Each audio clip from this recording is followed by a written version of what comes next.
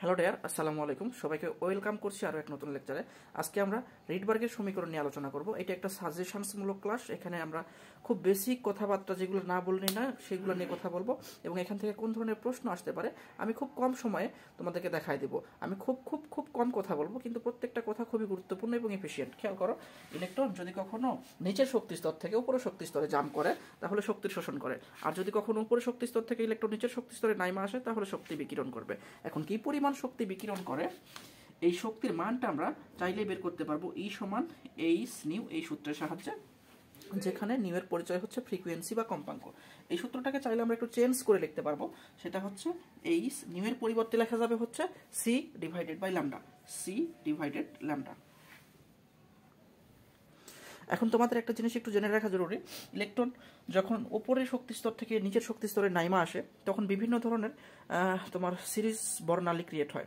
তো এই বর্ণালীগুলোর নাম তোমরা একটু শর্টকাটে মনে রাখো, যে ইলেকট্রন উপরের কক্ষপথ থেকে যদি কখনো প্রথম কক্ষপথে নেমে আসে, ধরো n সমান 1, এই প্রথম কক্ষপথে যদি কখনো ইলেকট্রন নাইমা আসে তখন যে সিরিজটা ক্রিয়েট হয় সেই সিরিজের নাম হচ্ছে লাইমেন সিরিজ। কি নাম?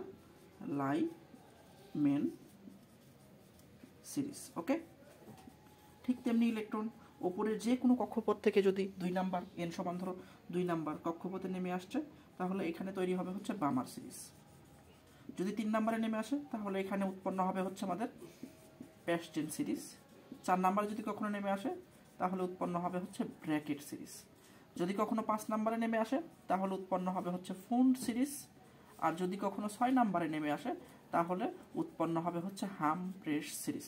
এই যে সিরিজগুলো উৎপন্ন হইলে এটা মাথায় রাখো। ওকে, এখন ভাইয়া এইখান থেকে আসলে প্রশ্নটা হবে কি, তোমাকে বলা হবে যে ইলেকট্রন 5 নাম্বার কক্ষপথ থেকে ধরো 2 নাম্বার কক্ষপথে নাইমা আসলো, তাহলে যে ইলেকট্রনটা নাইমা আসলো সেই ইলেকট্রনটা ডেফিনেটলি কিছু পরিমাণ শক্তি নির্গত করবে। কি পরিমাণ শক্তি নির্গত করবে, এইটা প্রথম প্রশ্ন হইতে পারে। দ্বিতীয় প্রশ্ন হইতে পারে যে ঠিক আছে, যে ইলেকট্রনটা ছাড়লো সেটা অবশ্যই তরঙ্গ আকারে ছাড়বে, সেই তরঙ্গ দৈর্ঘ্য কত সেটা আমরা বের করবো। তো ওই যে ইলেকট্রন উপরে কক্ষপথ থেকে নিচের কক্ষপথে নাইমা আসার সময় শক্তি বিকিরণ করলো তরঙ্গ আকারে, ওই তরঙ্গ দৈর্ঘ্য নির্ণয় করার জন্য একটা সমীকরণ আছে যেটাকে আমরা বলবো হচ্ছে রিডবার্গের সমীকরণ। আজকে আমি প্রমাণ নিয়ে কথা বলবো না, শুধু রিডবার্গের সমীকরণটা কি আমি দেখাই দিচ্ছি। দেখো, রিডবার্গের সমীকরণটা হচ্ছে, তোমরা একটু লিখে নাও, রিডবার্গের সমীকরণটা হবে হচ্ছে তোমার 1 ডিভাইডেড বাই ল্যামডা সমান R H into 1 divided by n1 square minus 1 divided by n2 উপর স্কোয়ার, এর সাথে একটা জেড স্কোয়ার গুণ থাকবে। যেখানে ল্যামডার পরিচয় কি? ল্যামডা হচ্ছে তরঙ্গ দৈর্ঘ্য। লিখে নাও, ল্যামডা হচ্ছে তরঙ্গ দৈর্ঘ্য। ওকে, তারপরে আমাদের কি আছে আর জানি আরএইচ, এটা হচ্ছে রিডবার্গের ধ্রুবক। আরএইচ এর পরিচয় জানি কি? আরএইচ হচ্ছে ভাইয়া রিডবার্গের ধ্রুবক। ওকে, রিডবার্গের ধ্রুবক, এটা একটা ফিক্সড মান আছে। সিজিএস ইউনিটের মানটা হচ্ছে তোমার 10967 পার সেন্টিমিটার। তারপরে আমাদের আর কি জানি আছে, আরেকটা আছে জেড হচ্ছে পারমাণবিক সংখ্যা, জেড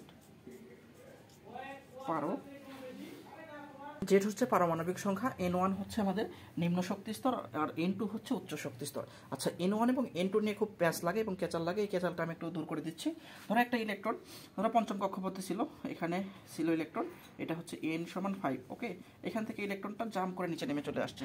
কয় নাম্বার কক্ষপথে আসছে? মনে করো এখান থেকে আসছে হচ্ছে n সমান 2 নাম্বার কক্ষপথে। ইলেকট্রন আগে যেখানে ছিল এইটা হবে n2 এর মান, আর ইলেকট্রন ফাইনালি যেখানে নাইমা আসছে এটা হবে n2 এর মান। আর সহজ করে বললে সবসময় তোমরা মনে রাখবা n2টা হবে হচ্ছে বড় সংখ্যা আর n1টা হবে হচ্ছে ছোট সংখ্যা, তাহলে আর কোনো কেচাল লাগবে না। ওকে, এখন আমরা প্রশ্ন দেখাবো এখান থেকে কি কি ধরনের প্রশ্ন আসতে পারে। প্রথমেই যেই প্রশ্নটা আসতে পারে সেটা ধরো যে একটা ইলেকট্রন n সমান ছিল হচ্ছে 5 নাম্বার কক্ষপথ, সেখান থেকে ইলেকট্রনটা জাম্প করে নেমে আসছে n সমান 2 নাম্বার কক্ষপথে। কোন পরমাণুর জন্য এটা আলোচনা করা হচ্ছে? এটা হচ্ছে হাইড্রোজেন পরমাণু, অথবা আমরা হাইড্রোজেনের মতো একটা ইলেকট্রন আছে যে সকল পরমাণু, সেটা নিয়ে আমরা আলোচনা করতে পারবো। এটা হচ্ছে হাইড্রোজেন পরমাণুর জন্য। তো n সমান 5, n সমান 2, মানে পঞ্চম কক্ষপথ থেকে একটা ইলেকট্রন জাম্প করে 2 নাম্বার কক্ষপথে নেমে আসছে। তো প্রথম প্রশ্নটা হবে হচ্ছে এখান থেকে ইলেকট্রন যখন বের হয়ে আসছে তখন ল্যামডার মান কত। ওকে, এটা হচ্ছে প্রথম প্রশ্ন। 2 নাম্বার প্রশ্নটা হইতে পারে যে এখান থেকে তোমার তরঙ্গ সংখ্যা কত। 3 নাম্বার প্রশ্ন হইতে পারে যে শক্তিটা বিকৃত হয়েছে সেই শক্তির এনার্জি কি পরিমাণ আছে সেইটা বের করতে হবে, ই ইকুয়াল হোয়াট। তো চলো আমরা প্রথমে উত্তরটা করার চেষ্টা করি। ল্যামডার মান বের করার জন্য আমাদের কি লাগবে, তোমাদের নিশ্চয়ই বুঝতে পারছো যে রিডবার্গের সমীকরণ লিখে নাও। 1 ডিভাইডেড বাই ল্যামডা সমান R H into 1 divided n1 square minus 1 divided by n2 এর উপরে স্কোয়ার ইন্টু জেড স্কোয়ার।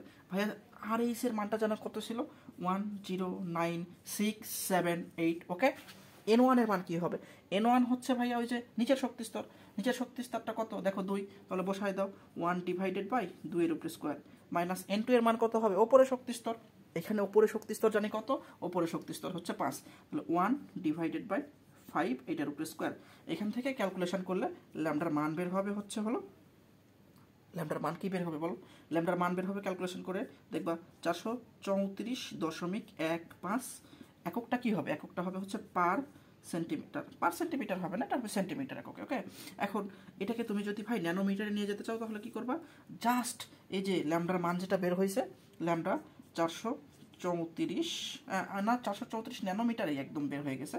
ওকে, এটা ন্যানোমিটারে আমরা বের করে নিয়েছি 434 ন্যানোমিটার। ওকে, তুমি যদি সেন্টিমিটার বা মিটারে কনভার্ট করতে চাও, সাপোজ আমি এটাকে মিটারে কনভার্ট করতে চাই, তাহলে কি হবে, ল্যামডা সমান তোমরা পাবা হচ্ছে 434.15 গুণিতক 10⁻⁹ মিটার। ওকে, এখন এখন এখান থেকে তোমাকে আরও জিজ্ঞেস করতে পারে যেই ল্যামডাটা পাইছো বা যেই তুমি বিকিরণটা পাইছো এটা কি দৃশ্যমান আলোর মধ্যে পড়ে কিনা। দেখো ল্যামডার মান বের করার পর আসছে কত, 434.15। 434.15 যদি হয় তাহলে এই লাইটটা অবশ্যই দেখা যাবে এবং এটার একটা নির্দিষ্ট কালার আছে। এখন আমরা নিশ্চয় জানি যে ভিজিবল রে বা দৃশ্যমান আলোর তরঙ্গ দৈর্ঘ্য যে রেঞ্জ সেটা হচ্ছে 380 থেকে 780 ন্যানোমিটার। এখন একটু খেয়াল করো যে আমরা ভিজিবল রের যে রেঞ্জ সেটা হচ্ছে 380 থেকে 780 ন্যানোমিটার। এখন এই 380 থেকে 780 ন্যানোমিটারের মধ্যে আমরা বিভিন্ন ধরনের কালার কিন্তু দেখতে পাই। তো এই কালারগুলো আমরা একটু মুখস্থ করে দিব, যে প্রথমের সংখ্যাটা হচ্ছে 380, তারপরেরটা মনে রাখবা হচ্ছে, তারপরেরটা মনে রাখবা 424, এরপরের সংখ্যাটা মনে রাখবা হচ্ছে কষ্ট করে তোমরা 500 ডিরেক্ট। ওকে, 500 না 500 মনে রাখার দরকার নাই, তার আগে আরও একটা সংখ্যা আছে সেটা হচ্ছে 450। এরপরে সংখ্যাটা মনে রাখবা হচ্ছে 500, 500 পরে মনে রাখবা হচ্ছে 575, 575 পরে মনে রাখবা 500 হচ্ছে 90, 590 এর পরে মনে রাখবা হচ্ছে 647। এই কয়েকটা সংখ্যা মনে রাখবা, তারপরে তোমরা অটোমেটিক রেঞ্জটা বানাবা। ওকে, কিভাবে রেঞ্জটা বানাবা দেখো, আমি তোমাদেরকে হেল্প করছি। 380 থেকে এই যে এই 380 থেকে তার পরবর্তী রেঞ্জটা কত হবে দেখো, এই সংখ্যা লিখে দিবা 424। ওকে, তারপরে 424 থেকে পরের সংখ্যা লিখে দাও 450, 450 থেকে 500 একটা রেঞ্জ পাবো, তারপরে 500 থেকে পরের সংখ্যা কি 575, এইটা একটা রেঞ্জ পাবো। 575 থেকে পরে আরও একটা রেঞ্জ পাওয়া যাবে 590, তারপরে 590 থেকে পাওয়া যাবে 647, আর 647 থেকে পাওয়া যাবে হচ্ছে 780। এটাই হচ্ছে দৃশ্যমান আলোর যে তরঙ্গ দৈর্ঘ্য, সেই তরঙ্গ দৈর্ঘ্যের রেঞ্জ। এখন এই প্রত্যেকটা তরঙ্গ দৈর্ঘ্যের জন্য যে নির্দিষ্ট কালারগুলো পাওয়া যাবে সেগুলো কি দেখো, এটার জন্য পাবা হচ্ছে বেগুনি, বেগুনি, এখানে যে একটা ছন্দ আছে না, বে নি আ স হ কলা, এটা লিখে ফেলো, বে নি আ স হ ক লা। অর্থাৎ এই যে প্রথম রেঞ্জটা হচ্ছে বেগুনির জন্য, পরের রেঞ্জটা হচ্ছে নীলের জন্য, তারপরে আসমানি, তারপরে সবুজ, হলুদ, কমলা, লাল।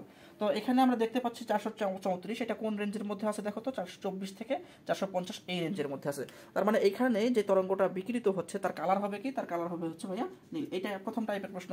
এবার দ্বিতীয় প্রশ্নটা কি দেখো, তোমাকে ফ্রিকোয়েন্সির মান জিজ্ঞেস করছে। ওকে, এবার একটু মনোযোগ দাও, ফ্রিকোয়েন্সির মান কীভাবে বের করবো ভাইয়া, 2 নম্বর প্রশ্নের সলিউশনটা আমরা একটু লিখে নিই। হ্যাঁ, এই ফ্রিকোয়েন্সির মান সমান তুমি করবা কি, যে ল্যামডার মানটা বের করছো সেই ল্যামডার মানটাকে ইনভার্স করে দিবা, 1 ডিভাইডেড বাই ল্যামডা। তো আমরা ল্যামডার মান কত বের করছিলাম, 1 ডিভাইডেড বাই ল্যামডার মান ছিল তোমার 434.15 ইন্টু 10⁻⁹ এটা মিটার এককে ছিল। তো এখান থেকে তোমার এই যে ফ্রিকোয়েন্সির সংখ্যা বা তরঙ্গ সংখ্যা বের হয়ে যাবে। তারপরে সূত্রটা কি দেখো, তারপরে আমাদের বলছে যে যেই বিকিরণটা হয়েছে সেটার মধ্যে কি পরিমাণ এনার্জি ছিল। তো 3 নম্বর প্রশ্নের সলিউশন কিভাবে হবে দেখো, ই সমান সূত্র কি জানিছিল, এইচ ওপরে সি ডিভাইডেড বাই ল্যামডা। ভাই মানগুলো বসায় দাও, এইচ এর মান কত, এসআই ইউনিটে এটার মান হচ্ছে 6.626 ইন্টু 10⁻⁻34, সি এর মান 3 ইন্টু 10⁸ মিটার পার সেকেন্ড, এবং ল্যামডার মান আমরা এই যে মিটার ইউনিটে তো বের করছি সেটা কত বসায় দাও, 434.15 ইন্টু 10⁻⁻৯। এখান থেকে ক্যালকুলেশন করলে একটা উত্তর পাবা, শক্তির একক হবে হচ্ছে জুল। এইটা হচ্ছে টাইপ 1 প্রশ্ন। এরপরে যে আমরা আলোচনা করব আরও দুইটা টাইপ নিয়ে।